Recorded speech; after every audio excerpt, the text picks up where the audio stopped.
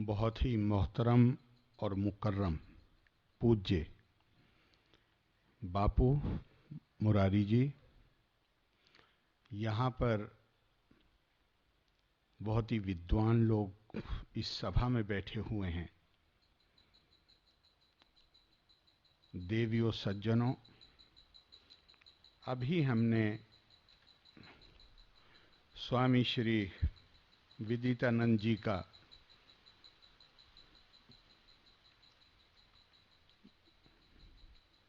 ऐसा भाषण सुना कि जो मैं मानता हूं कि आदमी के मन मस्तिष्क पर असर डालता है।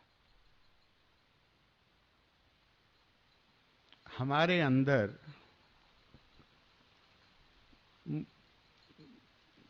जो थोड़ा सा मेरा अध्ययन है, उससे मुझे लगता है कि इंसान के अंदर दोनों ही प्रवृत्तियां मौजूद हैं। उसके अंदर दैविक भी और दूसरा शब्द इस्तेमाल करने की बजाय मैं कहूंगा अदैविक भी।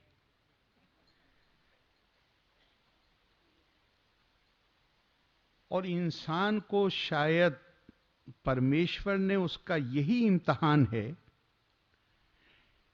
कि वो अपनी किन प्रवृत्तियों को विकसित करे और किसको उभारे। अगर मुझे सही याद है तो ऐसी सुंदर परिभाषा स्वामी विवेकानंद जी ने धर्म की दी। कहा, religion is manifestation of divinity that already exist in man.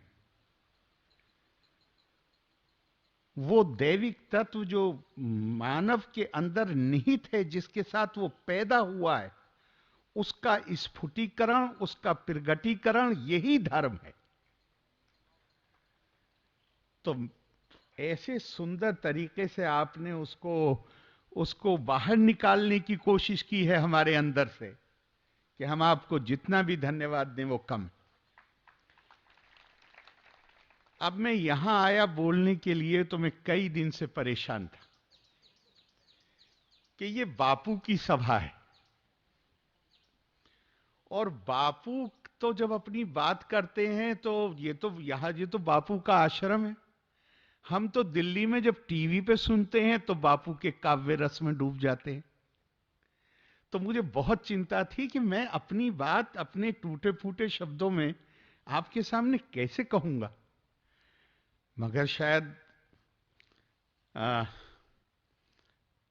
बापू के आशीर्वाद से फिर मैंने कोशिश की। मैंने कहा, जब बापू के श्रोता हैं तो बापू की ही भाषा में और बापू के तरीके से थोड़ी अपनी बात रखने की कोशिश करूंगा। और कुरान की वो आयतें जो मैंने इस विषय पे बोलने के लिए चुनी थी, उनको थोड़ा काव्य रूप देने की मैंने कोशिश करी। वो थोड़े उसमें शब्द कठिन हो सकते हैं, तो मैं उसको आपको कुरान की आयत भी बताऊंगा और उन कठिन शब्दों को थोड़ा सा एक्सप्लेन भी उसको आसान शब्दों में। मैं गुजरात में कहीं बोलता हूं तो मैं हमेशा कह देता हूं कि हूं गुजराती समझी सकूं छूं पर बोल नहीं सकता। तो इसीलिए आप मुझे क्षमा कीजिएगा, पर इतना मैं बोल सकता हूं कि उसको सरल शब्दों में परिवर्तित कर सकूं, अनुवादित कर सकूं। तो मैंने वो जो थोड़ा उसे उन कुरानी आयतों को जो कविता का रूप देने की कोशिश की है, वो पहले मैं आपके सामने पेश कर रहा हूं, और वो भी प्रार्थना के रूप में। ए खुदा, हमको समझ दे और दे ऐसी नजर, हमें ऐसा विवेक और ऐसी दृष्टि दीजिए प्रभु, देखें हर इंसान को हम तेरे कुनबे का बशर। जहां हम हर व्यक्ति को, हर इंसान को ये मान के चलें प्रभु कि ये तेरे कुटुंब का सदस्य है। अब जो हमारा प्रभु है, जिस एक खुदा को हम मानते हैं, अपने मित्र, अपना कोई मित्र होता है उसका कोई परिवार, कोई रिश्तेदार भी मिल जाता है तो आदमी उसके साथ अच्छी तरह पेश आता है। ये तो प्रभु का मामला है, इस परमेश्वर का मामला है, जो हमारा पैदा करने वाला है, जो हमारा मालिक है, जिसके प्रति हमारा समर्पण का भाव है। अब अगर किसी को हम ये मानेंगे कि ये उसके कुटुंब का, उसके परिवार का सदस्य है, तो क्या हमारे मन में उसके लिए कोई दुर्भावना कभी पैदा हो सकती? और हुजूर सल्लल्लाहु अलैहि वसल्लम की हदीस, अल खल्क़ अयालुल्लाह, सारी मखलूक अल्लाह का कुनबा है। अगर सारी मखलूक अल्लाह का कुनबा है तो इस कुनबे के प्रति आप में से कोई मेरे जानने वाले हों, आपका कोई संबंधी मुझे मिले और मैं उसके साथ दुर्व्यवहार करूं, आप उसे क्या समझेंगे? यह तो प्रभु द्रोह है कि अगर मैं किसी इंसान के प्रति उसके रंग की वजह से, उसके जन्म की वजह से, उसके मूल की वजह से, उसके आस्था के कारण मैं उससे अगर दुर्व्यवहार करूं, मैं अगर उसके प्रति दुर्भावना करूं, तो यह दुर्भावना उस व्यक्ति के प्रति नहीं है, यह उसके बनाने वाले के प्रति है, जिसके कुटुंब का वो सदस्य। अब इसी में अगला शेर है कि हर कोई खुद अपनी फितरत के मुताबिक करता अमल, each one of us does according to one's own disposition. हर व्यक्ति अपने स्वभाव के अनुसार कार्य करता है। हर कोई खुद अपनी फितरत के मुताबिक करता अमल, तेरे इस फरमान का हम ध्यान रखें हर एक पल। कुरान हकीम में आता है, कुल कुल्लुन यामलु अला शाकिलतिही, कह दो, announce it to the people that each one does according to the disposition, his own disposition, according to the nature on which we have created him. हर व्यक्ति वो करता है जो उसको स्वभाव प्रकृति ने दिया है। तो अगर ये खुदा का ऐलान है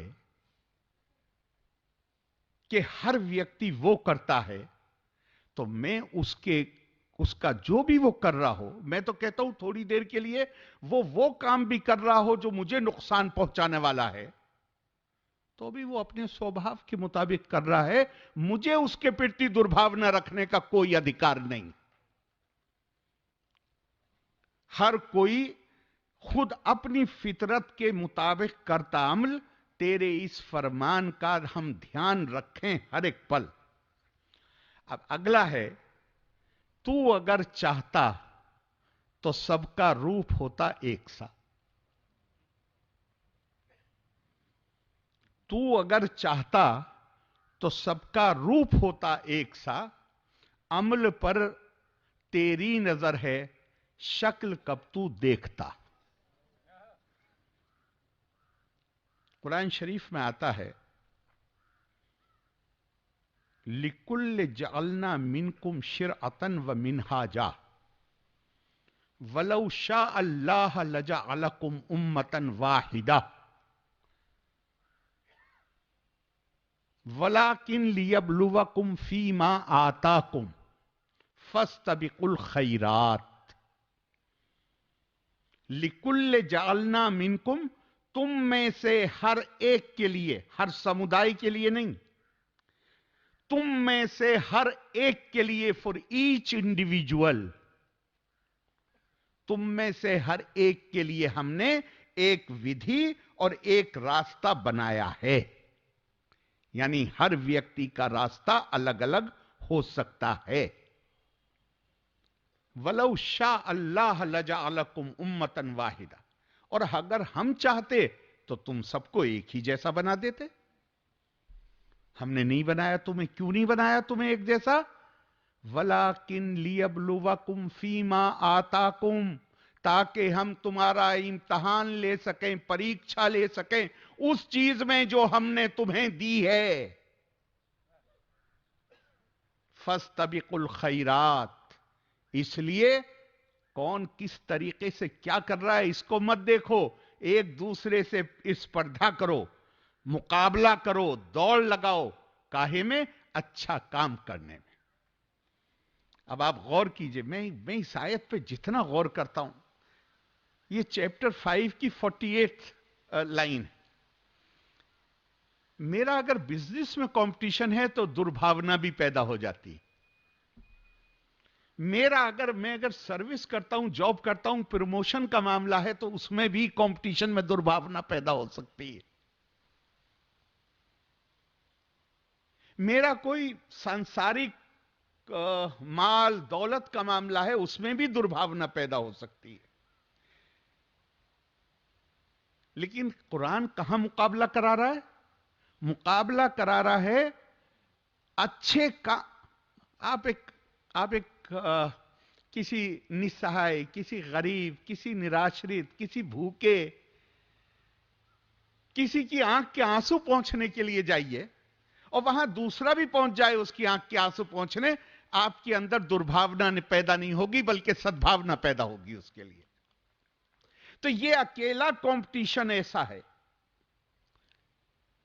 अच्छे नेक काम करने का, जिसे परोपकार कहते हैं, वो करने का। क्या मुझे इस वक्त ठीक से ध्यान नहीं आ रहा है, लेकिन वो एक बहुत मशहूर श्लोक है कि व्यासम वचनम ध्रुवम, कि व्यास का ये वचन ध्रुव सत्य है कि परोपकार ही पुण्य है और पर पीड़ा पाप है। परपीड़नम, परोपकार पुण्याय पापाय परपीड़नम। तो अब अगर कोई, वो जो परोपकार है, परोपकार करने वालों में चाहे जितना कंपटीशन हो जाए, चाहे जितनी प्रतिस्पर्धा हो जाए, उनमें कभी भी दुर्भावना पैदा नहीं हो सकती। और कैसे साफ शब्दों में कह दिया, क्या कह दिया कि भाई तुम इससे मतलब नहीं रखो कि सब एक जैसे हो जाएं। अरे अगर हम चाहते तो हम सबको एक जैसा बना ही देते।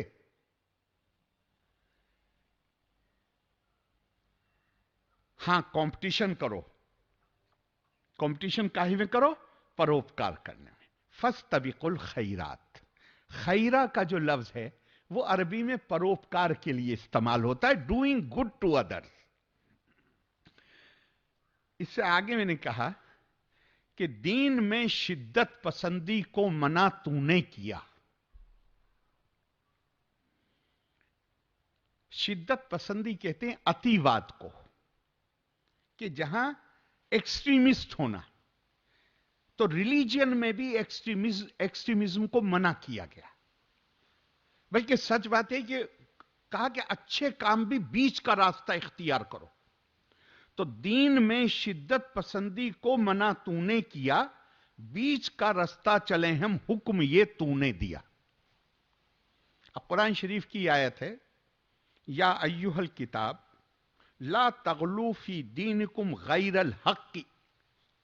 देखो, दीन के मामले में हद से आगे मत गुजरो।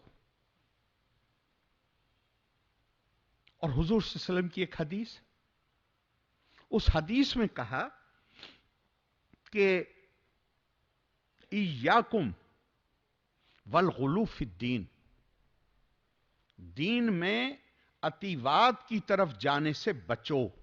क्यों बचो? फ़इन्नहु अहलका मन काना कबल कुमुल गुलू फिद्दीन, क्योंकि इस तुमसे पहले जो कौमें थीं, जब उन्होंने दीन में अतिवाद, धर्म के मामले में, आस्था के मामले में अतिवाद इख्तियार किया तो वो बर्बाद हो गए। तो मैंने उसी आयत को, चूंकि मुझे लगता है कि ये जो अतिवाद असल में, जब हम अतिवाद भी कह रहे हैं तो अतिवाद हमारी कभी कभी हमारा तौर तरीका ऐसा है कि अतिवाद भी हम अच्छे काम करने में कम अतिवाद होगा। अतिवाद होगा ऐसे काम करने में कि जो दूसरे को चिढ़ाने वाले हों, टीका टिप्पणी करने वाले हों। शायद अगर अच्छे कामों में अतिवाद भी हो तो किसी के ऊपर कोई बुरा असर नहीं पड़ेगा, लेकिन जब वो अतिवाद जब आदमी करता है तो वो अतिवाद क्या होता है? अतिवाद ये होता है कि मैं चोजिन वन हूं, मैं बहुत विशेष हूं और मुझे जन्नत मिलेगी और तुम सब आग में जलने के लिए तैयार हो जाओ। जहां खुद ही इंसान जज बनने लगता है तो इसको सख्ती से मना किया, और दोनों कॉन्टेक्स्ट में मना किया, कुरान की आयत में भी और रसूल सल्लल्लाहु अलैहि वसल्लम की हदीस में भी, कि जहां बल्कि ये मिसाल देके कहा कि इसलिए इससे बचो क्योंकि तुमसे पहले जिन लोगों ने ये रास्ता इख्तियार किया वो हलाक हो गए, तबाह हो गए, बर्बाद हो गए। अब इससे आगे मैंने कहा कि तू सरापा रहम है और है सभी को पालता, दीन बस दरिया दिली है, ये सबक तूने दिया। अब अल्लाह का के जो नाम बताए गए हैं और एक नाम जिस पे, दो नाम जिन पे बहुत ज्यादा जोर है, वो एक ही शब्द के डेरिवेटिव हैं, रहमान और रहीम। कुरान का हर चैप्टर इसी आयत से शुरू होता है, बिस्मिल्लाहिर्रहमानिर्रहीम, रहमान और रहीम। अब रहमान और रहीम दोनों शब्द जो हैं वो रहम शब्द से निकले, और रहम कहते हैं मां के जिस्म का वो हिस्सा जिसमें बच्चा परवरिश पाता है।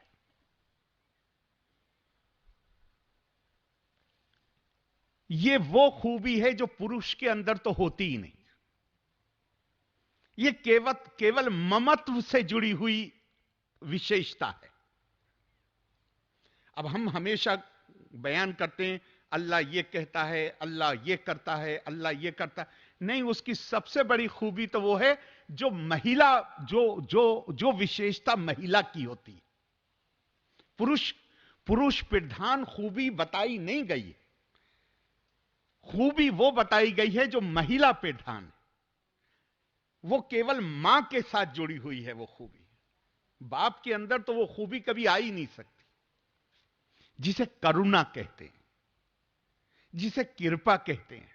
हम तजर्बे में भी अपने देखते हैं, बेटा बेटी कुछ गड़बड़ी कर दे, बाप नाराज हो जाता है। मां तो कुछ भी कराए तो भी उसका आंचल जो है वो प्यार ही उसमें उससे निकलता रहता है।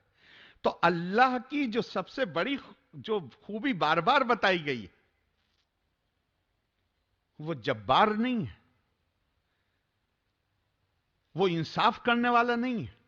इंसाफ करने वाली भी उसकी खूबी है, अपनी रीत को लागू करना भी उसकी खूबी है। लेकिन जिसको बार बार रिपीट किया गया है और जिसके लिए कुरान में अल्लाह ने खुद कहा कि ये जो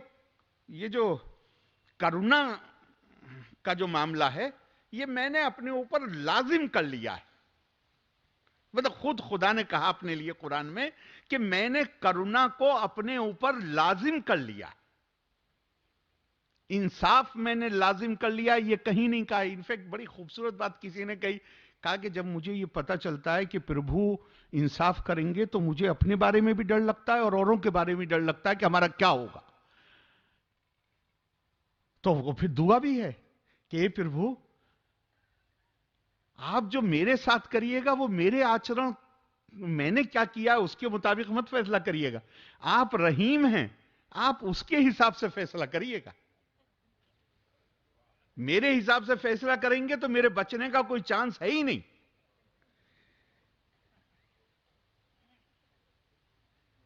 तो यहां कहा कि तू सरापा रहम है और है सभी को पालता। वो है कि जो जो जो एक चींटी की तरह जो कीड़ा होता है जो पत्थर के अंदर होता है, पत्थर तोड़िए तो आदमी की बुद्धि जवाब दे जाए कि ये जिंदा अंदर कैसे था, इसको खाना कहां से मिलता था। वो तो उसके भी खाने का इंतजाम करता है। तो तू सरापा रहम है, फिर वो तू तो करुणामय है, करुणा स्वरूप है। और तू ही सबको पालता है। दीन बस दरिया दिली है,